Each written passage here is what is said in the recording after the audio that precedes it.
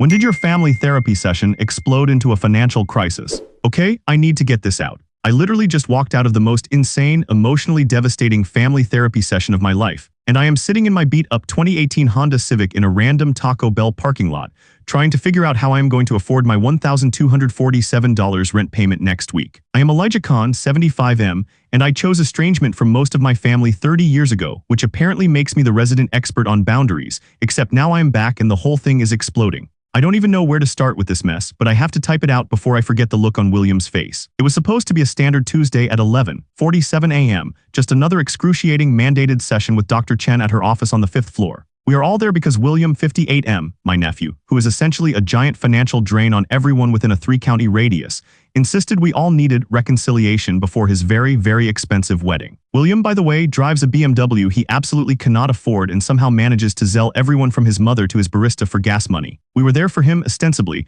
but really we were there for the spectacle. I had actually set my alarm for 6 a.m., determined to look presentable. I wore my good cardigan and even managed to get through an entire episode of the Great British Bake Off while drinking my gas station coffee. I muted all my notifications because my iPhone 14 storage is perpetually full and I can't deal with the dings, especially when I know Randy is going to triple text me. Randy Clark, 21M. Oh God, Randy, he's the groomzilla in training. William's son. Randy is marrying Chloe, and this is where the codependency starts getting dangerously messy. Randy and Chloe have been together for 2 years 8 months, and Randy has become pathologically dependent on his grandfather Andrew and now on his fiancée. Randy came in looking pale. He was wearing an absolutely pristine white collared shirt that looked stiff like he had pressed it himself. He hadn't slept, which I knew because his Apple Watch steps count was already at 8,000 by 10 a.m., and he usually gets 200 by noon. Andrew Kelly, 77M, my estranged brother, was already there, fiddling with his Samsung Galaxy trying to adjust the lighting for a potential TikTok live. Andrew is obsessed with becoming TikTok famous. He literally refers to himself as Papa Kelly, the elder influencer.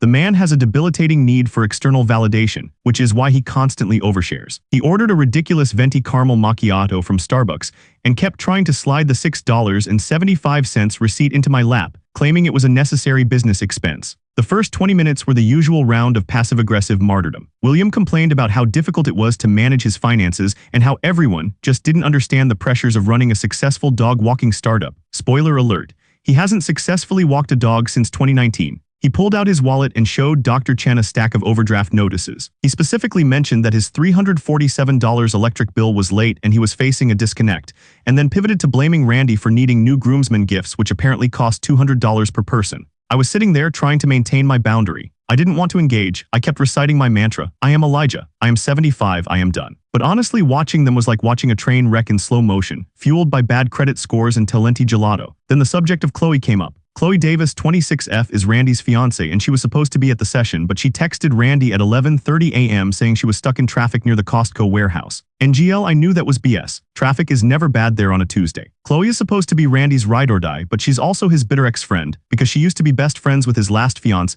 until Randy dumped that poor girl 2 weeks before the wedding and immediately started dating Chloe. The whole family knew that was sketchy, but Randy was so frantic and dependent on having a spouse that nobody really questioned it. Past us were absolute clowns for letting that happen, I know. Randy started tearing up, saying the wedding planning was crushing him. I just need Chloe to be supportive, he sniffled, wiping his nose on his sleeve. She keeps making me deal with the flower vendors and I have to choose between the peonies and the ranunculus and I am literally going to have a breakdown. Andrew, bless his narcissistic heart, took this as his cue to film. He held up his Samsung. Folks, this is real family trauma, he whispered into the phone. Remember to like and subscribe. Andrew, put the phone away, Dr. Chen said, pinching the bridge of her nose. William immediately jumped in, trying to make himself look good. See, Elijah, this is why we need to unify. Randy is stressed. I'm stressed about my $85 plumber charge for the sink in apartment 3B, and we need to show Chloe we are stable. That's when Randy went completely silent. He was staring at his phone, specifically at the notification area. His screen had cracked slightly last week when he threw it during a fight about the color of the reception linens. Randy, what is it? I asked, my stomach doing that familiar cold churn. I knew that look.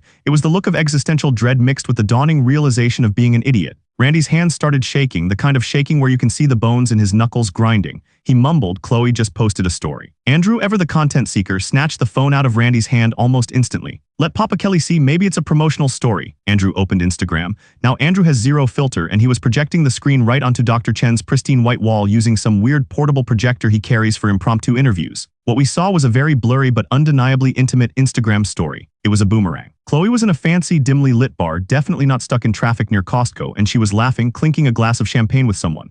And then Andrew read the caption aloud in his loud, obnoxious elder influencer voice. Wait, let me zoom in. Oh my stars, the caption says, sometimes you just need a spontaneous Tuesday afternoon mental health break with your favorite non-groomzilla guy. Thanks for the escape, B. I needed this after the last 2 years, 8 months. Randy made a choked noise like he was trying to swallow a cinder block. William, always focusing on the wrong detail, yelled, B, who the hell is B? And why is she drinking champagne when she hasn't even Venmo requested me for the cost of her bridesmaid's dress? I was numb. This felt like predictable chaos, but the timing was brutally cruel. Andrew, meanwhile, scrolled through the rest of the story, not noticing the absolute crater he had just caused in the room. He clicked the next image, a static photo of a pair of expensive men's shoes resting next to a pair of distinctly feminine heels under a table. Ooh, nice shoes, Andrew commented. Wait a minute, I know those shoes. Randy slowly lifted his head, tears streaming down his face, not bothering to wipe his mascara. No, Papa, don't, please. Andrew looked closer, adjusting his bifocals. Those are the limited edition Italian leather loafers. I remember seeing these. William, aren't these the same ones you bought yourself last Christmas with that $43.67 grocery bill money I sent you? Dead silence. The air pressure in the room felt like it dropped 10 levels. William, 58M,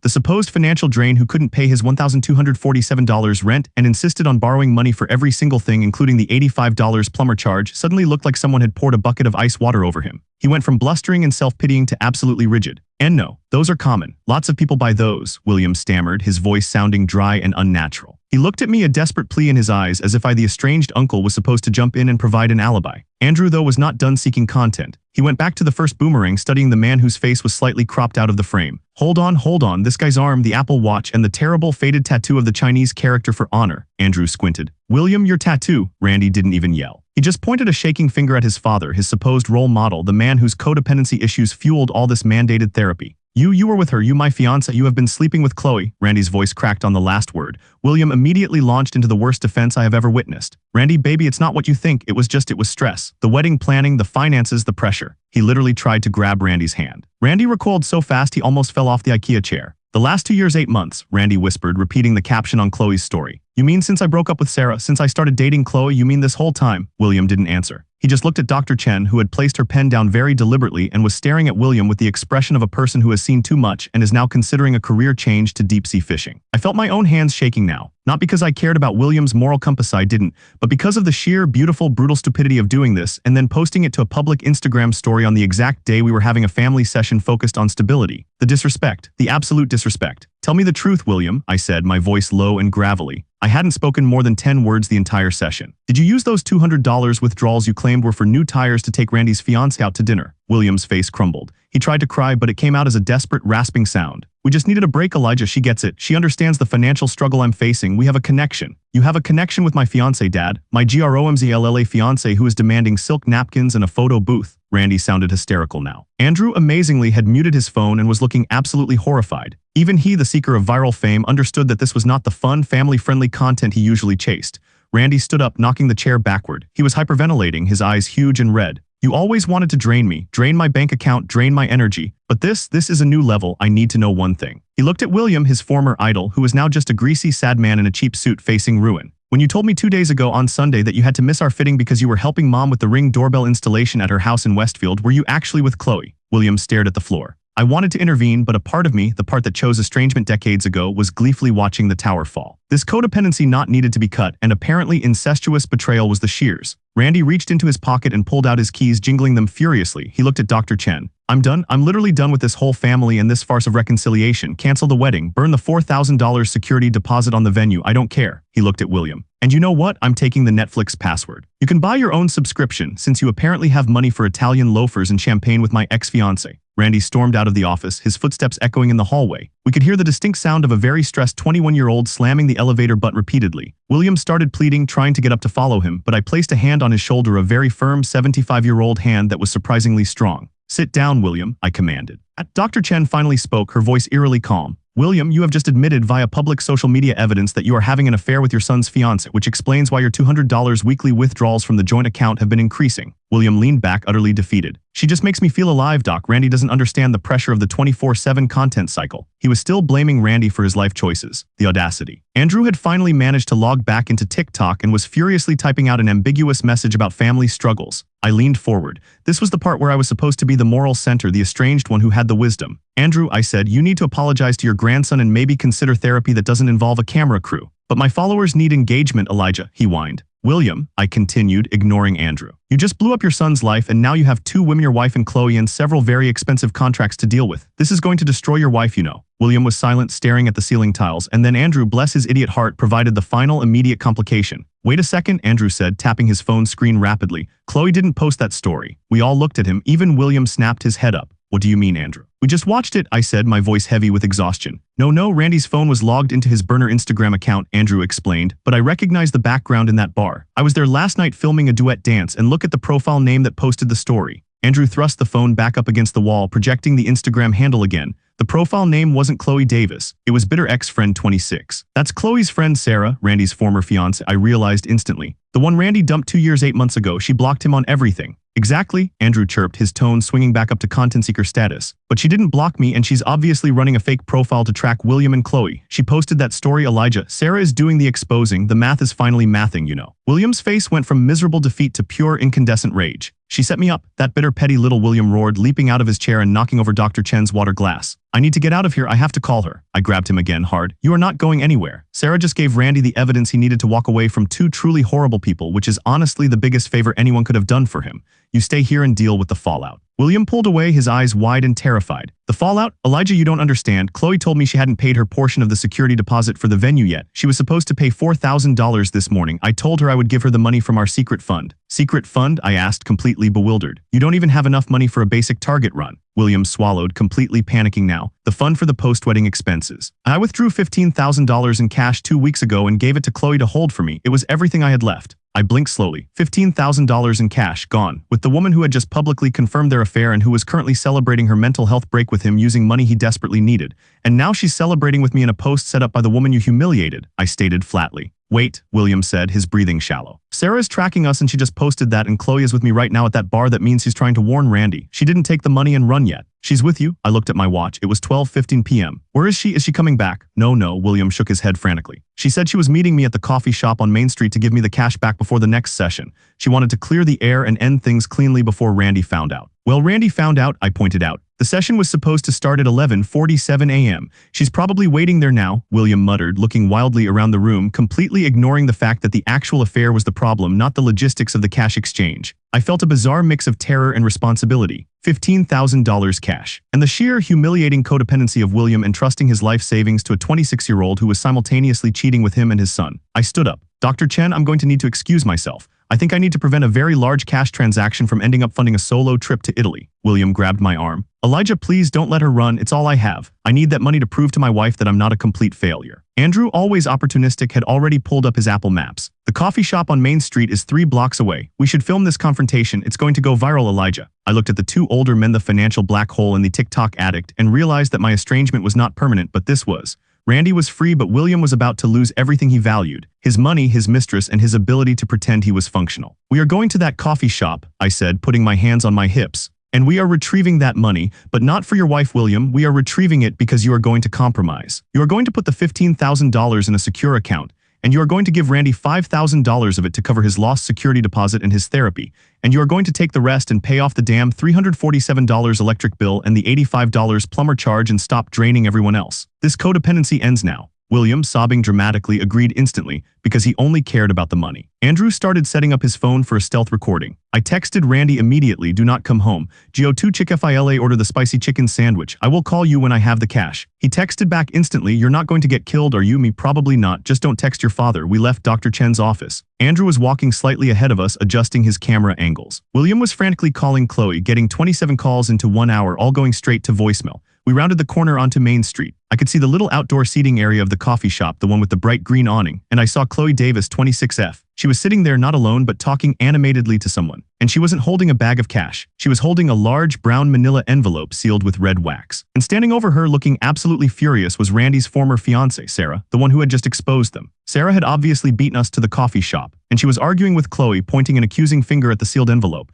It looked like Sarah was trying to wrestle the envelope away from Chloe, who was holding it tightly, her face tight with panic. Andrew stopped dead in his tracks, absolutely delighted. Elijah, this is better than reality TV. Fighting over the cash, I need to get closer. William let out a strangled cry and bolted forward, running toward Chloe. And why money? I was right behind him, feeling the absolute physical exhaustion of trying to manage 3 overgrown toddlers. As William reached the table, Sarah, the ex-fiancée, ripped the envelope out of Chloe's grasp. Chloe screamed. It's over, Chloe. You used him for 2 years and you used William for his desperation. But you aren't getting away with this, Sarah yelled. Chloe immediately pointed at William. He was fine with it. He said Randy was too much of a groomzilla and he was the only one who understood me. And you know what? I didn't take the money. I'm giving it back. Then Chloe threw her hands up in the air in surrender and pointed across the street directly at the beat-up Toyota Corolla parked across from the coffee shop. Because the person who took the money is already gone, she shrieked. I gave it to him 20 minutes ago. I followed her pointing finger. My heart stopped. The man who had just gotten into the driver's side of the beat-up Toyota Corolla, the man who was just driving away with William's $15,000 life savings. The money William needed to pay for the compromises we just agreed upon was Andrew Kelly, 77M.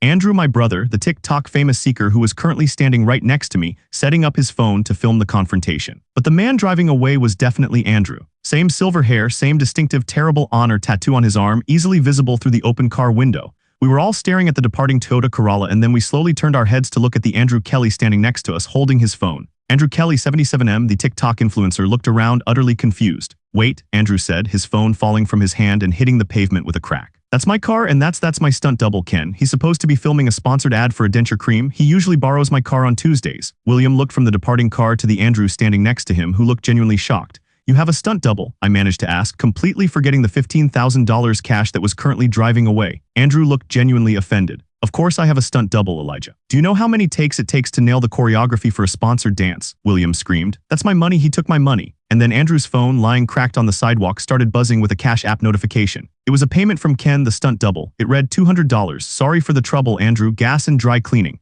But the notification below it, a much larger new notification, made my vision blur. It was a Zelle transfer receipt dated 3 minutes ago. 15,000 sent to A. Kelly. Memo, new equipment fund. Chloe pointed a frantic finger at the Andrew standing beside us. He took the money, William, not the guy who just drove away, your uncle. He said he needed the $15,000 to buy new camera equipment for his TikTok fame and he promised me a 10% cut to keep quiet about your affair. The stunt double was just a distraction. I turned to Andrew, 77M. He was staring at the Cash App notifications, slowly backing away, sweat pouring down his temples. New equipment fund? I asked, my voice deadly quiet. You stole William's life savings while simultaneously setting up a complicated TikTok filming schedule to cover your tracks. You were playing the role of the supportive family member while planning to fleece him. Andrew didn't answer. He turned and started running in the opposite direction, abandoning his broken phone and the potential viral content. William stood there completely stunned, looking at the spot where the $15,000 and his supportive uncle had just vanished.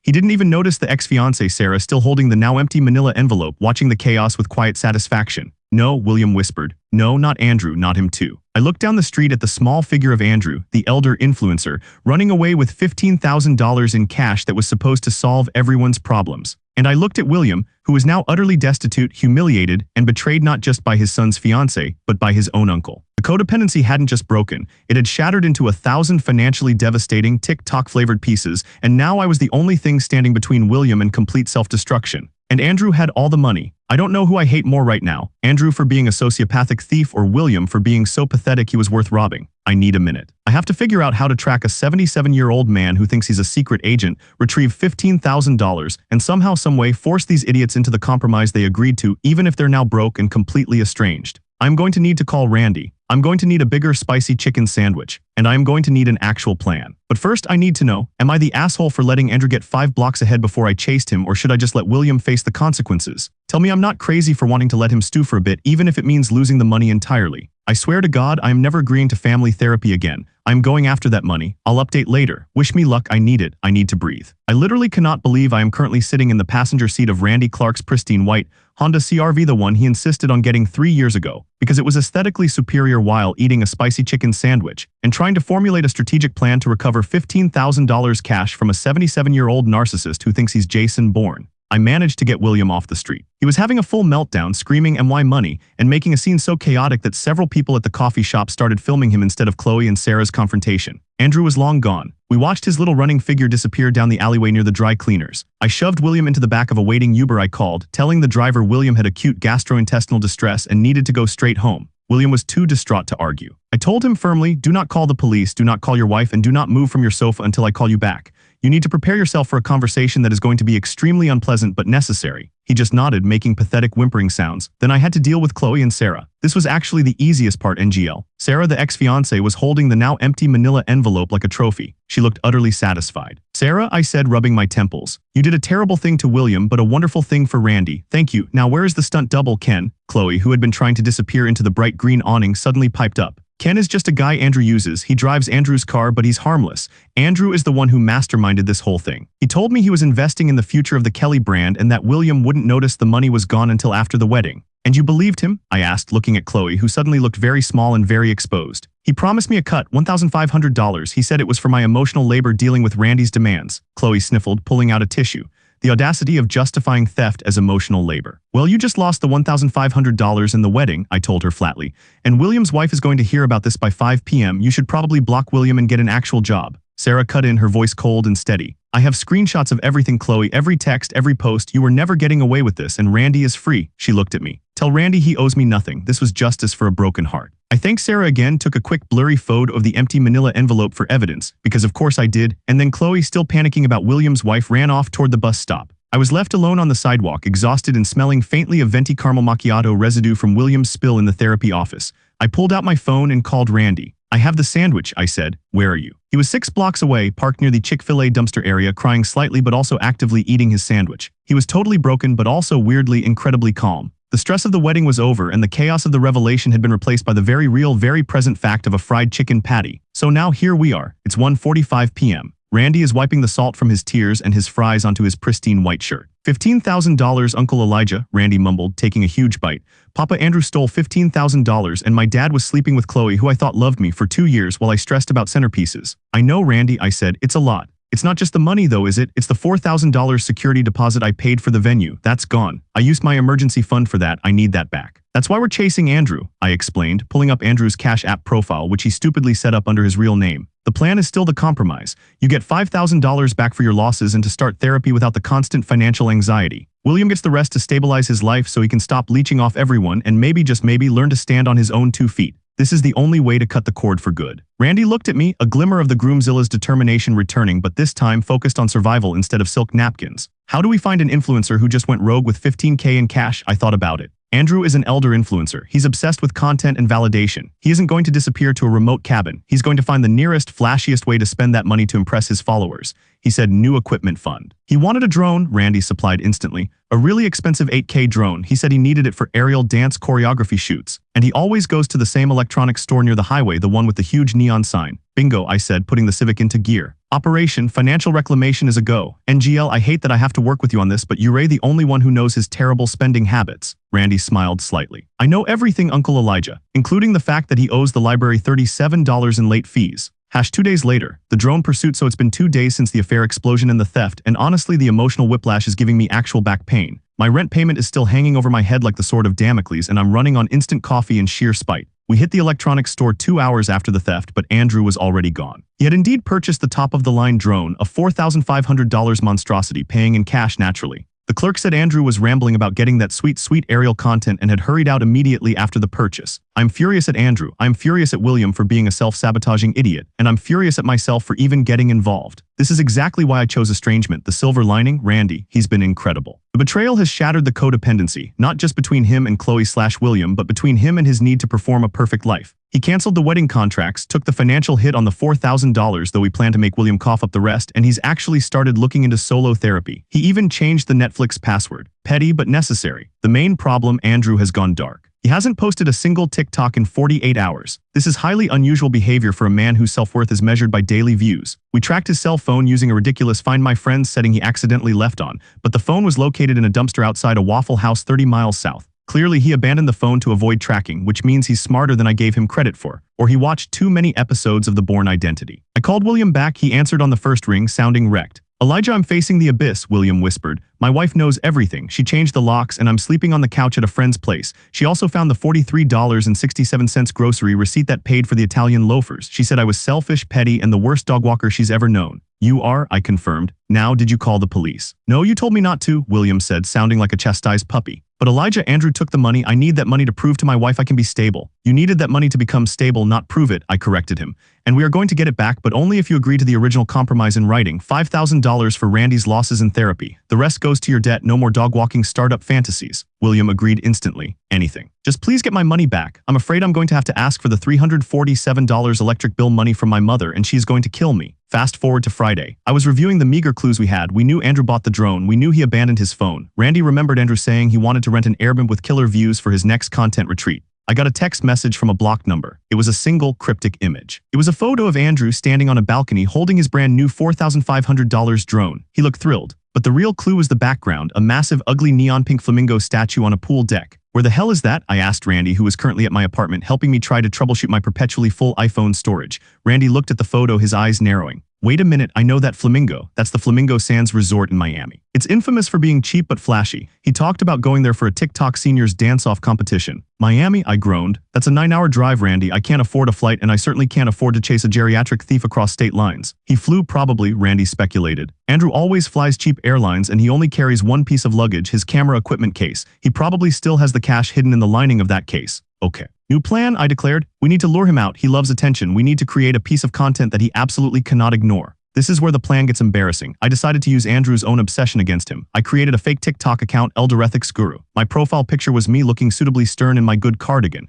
I made a very short, very blunt video. Me into the camera. This is a message for Papa Kelly, the elder influencer. We know where you are. We know about the $15,000 in cash you stole for your new equipment fund. And we know you're at the Flamingo Sands Resort. If you want to keep your followers, your dignity, and avoid a permanent ban from this platform, you need to return the money and face the consequences of your financial abuse. We are giving you 24 hours before we release the full, uncut footage of your confession to Chloe. I had Chloe quickly record a terrible, panicked confession on my phone before she ran off just in case. The video went live at 4:37 p.m. Within an hour, it had 500 views, mostly from William's wife's friends, I suspect. Hash update. Andrew responds by the next morning my Eldorethics Guru video had 2,000 views and people were already commenting things like OMG Papa Kelly is a criminal and financial abuse is not content. Randy and I were nervously watching the comments when Andrew finally broke the silence. He didn't comment, he didn't post a video, he sent me an email, not to my personal email but to the professional contact email I had listed for Eldorethics Guru. Subject, you are infringing on my intellectual property rights, Elijah. The email read, Elijah, I know this is you. I recognize that terrible cardigan. You clearly do not understand the pressures of content creation in the 21st century. I didn't steal the money, I took it for a necessary brand repositioning investment.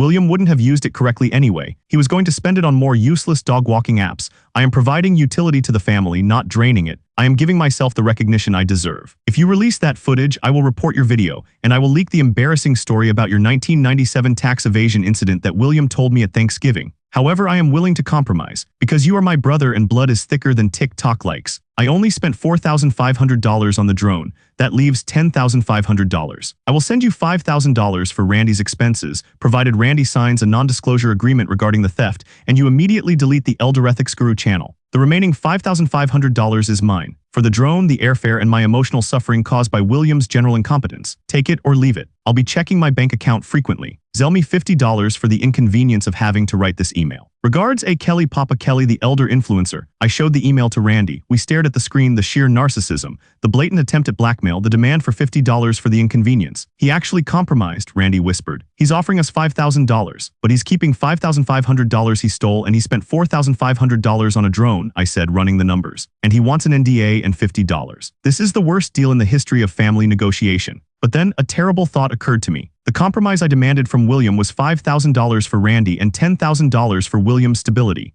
Andrew was offering $5,000 for Randy. If I accept Andrew's deal, Randy gets his money instantly, the codependency loop is broken for him, and Andrew vanishes. William, however, is left with nothing, no money to pay his electric bill, no money for the plumber, just massive debt and an angry wife. Randy, I said slowly, we go to Miami. We can't let him get away with keeping $5,500 of William's money. It's about the principle now. William needs that stability to stop being a drain on everyone. Randy looked at the offer again. $5,000 cash, immediate relief. No, Uncle Elijah, Randy said, surprising me. We take the deal. I am done. I just want out. I want my $5,000 and I want to start my new life. If Dad refuses to learn his lesson when he has absolutely nothing left, that's on him. I am breaking the codependency by prioritizing my own mental health and my future, not by saving his past. He was right. I was trying to save William from himself, which was just another form of codependency. My decades of choosing estrangement meant nothing if I was going to jump back in and financially rescue everyone. William needed to hit rock bottom to learn, and for Randy, $5,000 was the lifeline he needed. TBH, I admitted, I don't have the energy to fight him in Miami, and flying cheap airlines gives me actual anxiety. Deal, Randy said, pulling out his laptop. But we are not sending him $50. We are going to counter with a specific threat. Randy drafted the response. A. Kelly, Papa Kelly, we accept the $5,000 for Randy's expenses.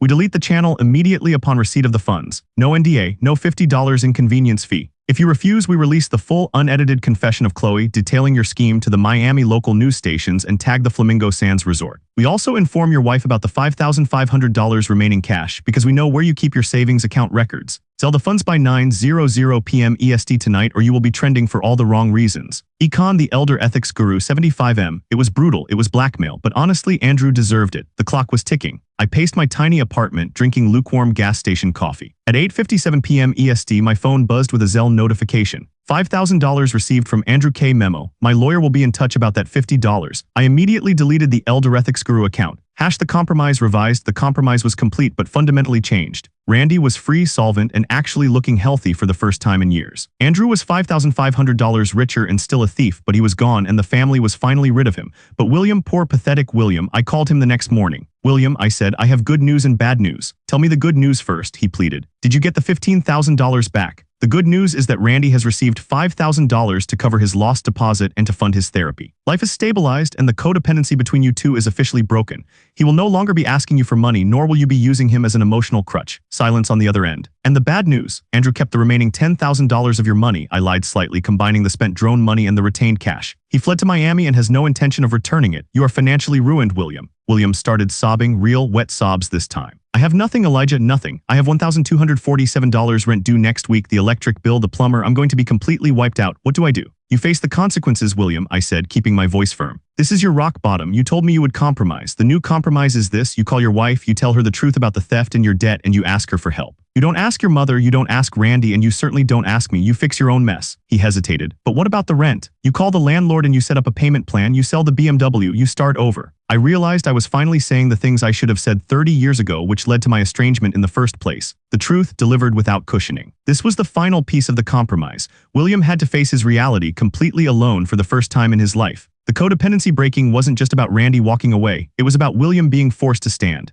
3 weeks later, consequences. A week went by where I literally muted William on every platform. He tried Zelle requesting me $5 for emotional support coffee, which I declined. By Tuesday, I was getting texts from William's wife, which was a surprise. She wasn't angry at me, she was oddly grateful. Text from William's wife, T. Elijah, I finally filed for separation. I realized I can't save him, but thank you for forcing him to confront the actual debt. He sold the BMW this morning, got $11K for it. He's using that to pay off the rent, electric, and plumber. He's sleeping in my mother's spare room. Me, I'm sorry you're going through this, TT, don't be, I'm free, and he's finally facing reality. He's applying for a job at the post office. No more dog-walking startup fantasies. He's miserable but honest for the first time. I felt a genuine, deep sense of relief. William's life was still a mess, but it was his mess and he was taking responsibility for the logistics of it. The compromise, while financially disastrous for William, led to the immediate end of his decades-long financial drain on the family. Randy, meanwhile, is thriving. He's using the $5,000 responsibly. He got a small, sad studio apartment and he's enrolled in 3 different counseling sessions. He even started a new Instagram account that has nothing to do with weddings or linens. His first post was a picture of a single, very messy pizza he cooked himself. The caption was, "Freedom tastes like pepperoni." He texts me often, but not for money or emotional support. He texts me mundane things. Hey, did you see the new episode of GBBO or got my first counseling appointment today? Wish me luck.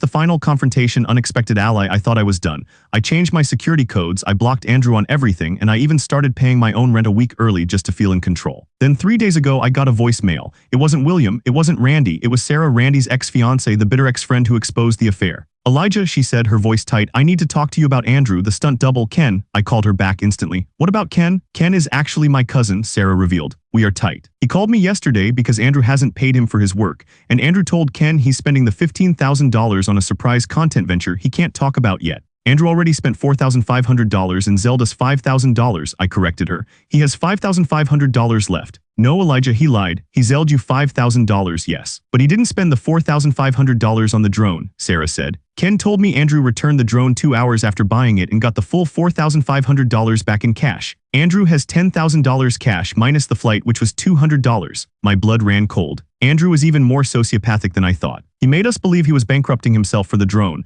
when in reality he was sitting on almost $10,000 cash, having tricked us into accepting the smaller settlement. He had played me the estranged expert on boundaries. Where is he now, Sarah? I asked, completely calm, which is usually a sign I am about to go ballistic. He's still in Miami, but he's checking into a slightly fancier hotel near the beach. Ken is doing a final behind-the-scenes photo shoot for him tomorrow morning before Andrew flees to Belize, she said. Ken is furious about the lack of payment. Ken is willing to help us get the rest of the money. Belize? I scoffed. He thinks he's going to run a TikTok channel from Belize. He says the backdrop will go viral, Sarah deadpanned. I looked at my bank account. I had just enough for a very cheap, immediate flight to Miami if I skipped eating for a week. I'm flying out tonight, I told Sarah. Tell Ken I need one thing, access to Andrew's camera equipment case. That's where he keeps the cash. I called Randy. I need you to come with me to Florida. I'll pay for your ticket and your spicy chicken sandwich. I thought we were done, Randy said. We are for you. But William is still missing $10,000. He desperately needs to pay his life off and stand on his own feet. We are going to retrieve it purely for the principles of the compromise we established. Randy agreed immediately. I'll book the flights. I saw a deal on Spirit. God help me.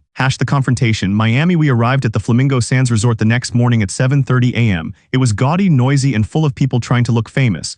Randy and I met Ken, the stunt double. Ken was a surprisingly muscular man in his late 20s with terrible matching tattoos of the Chinese character for honor. Apparently, Andrew made him get one for authenticity. Ken led us up to Andrew's room 507. He's in the shower, Ken whispered. He's preparing for his big content reveal. The camera case is open on the desk. We slipped inside. The room was a disaster zone of lights, ring flashes, and cheap prop sunglasses. And there, sitting on the desk, was the expensive metal camera case. I opened it. Inside, nestled beneath the drone, which Andrew had obviously repurchased or never returned just to maintain the illusion of spending, were stacks of crisp, banded $20 bills. Randy and I counted quickly. It was exactly $9,800. $10,000 minus the $200 airfare. The full compromise fund, I whispered triumphantly. We're taking it. As I was stuffing the money into my messenger bag, the shower abruptly turned off. Ken, where's the fresh turmeric water I requested? Andrew yelled from the bathroom. Ken, acting fast, grabbed a ring light. Right here, Papa Kelly, just setting up the mood lighting for your grand reveal. Andrew emerged from the bathroom, wrapped in a towel. He stopped dead when he saw me, Randy, and Ken standing there, and the distinct lack of a camera crew.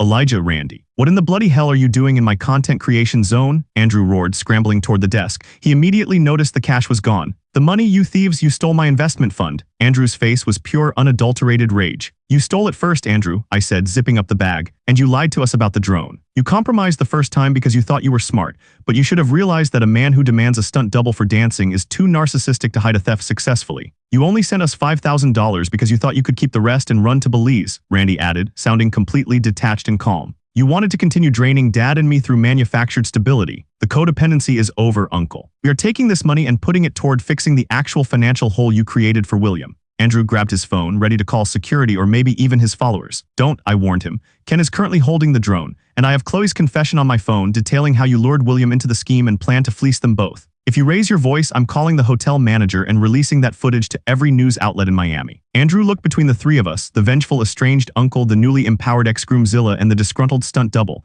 He realized he was cornered. He slowly put his phone down. This is not good content, Elijah, he whispered, defeated. No, Andrew, I said. This is just reality, and reality doesn't come with filters or editing. I nodded to Ken. Ken, getting his revenge, promptly grabbed the $4,500 drone, walked over to the balcony, and launched it straight into the Atlantic Ocean. Andrew let out a sound of pure financial agony. That, Randy said, is your emotional labor payment, Uncle Andrew. Goodbye. We walked out. Andrew was left in room 507, wrapped in a towel, staring at the ocean where his $4,500 investment was currently sinking. Post-confrontation reflection. I returned to my beat-up 2018 Honda Civic feeling 10 years younger and incredibly tired. I immediately zelled William the full $9,800. Memo, compromise complete, pay your debts, never ask for money again. William called me 2 minutes later, hysterically crying not just about the money, but about the sheer fact that I, the estranged one, had actually fought for his financial stability when he couldn't do it himself. Elijah, you saved me, William choked out. No, William, I didn't save you, I corrected him. I ensured you had the tools to save yourself. You owe me nothing, but you owe Randy a huge apology and a promise to honor your independence. I hung up before he could start rambling about his pressures. I stayed in Miami for one extra night just to breathe the admittedly humid but fresh air.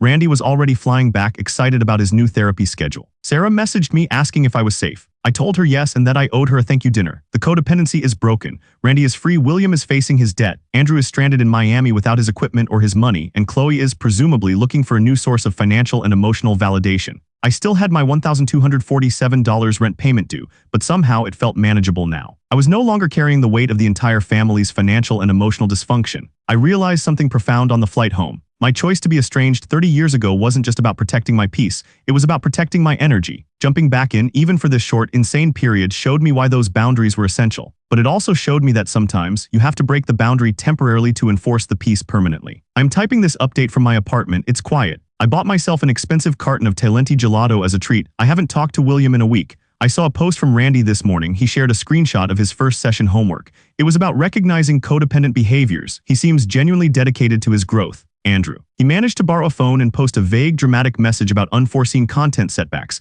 and hinted he was pivoting his brand to minimalist travel lifestyle. I know better. He's broken running. I'm still 75, I'm still trying to afford rent, and I still have bad days where I feel the exhaustion of this whole ordeal. But I did something I never would have done before. I advocated for someone else's independence without sacrificing my own. I'm not the asshole I decided, I'm just tired. Anyway, that's the update. The whole thing was brutal, financially draining and embarrassing, but the codependency is broken. And for the record, the spicy chicken sandwich was excellent. I'm going back to my Great British Bake Off and my gelato. Will update if Andrew ever tries to Zelle request me for bail money from Belize. TBH, I hope he does. I'd love to decline that request. Peace out.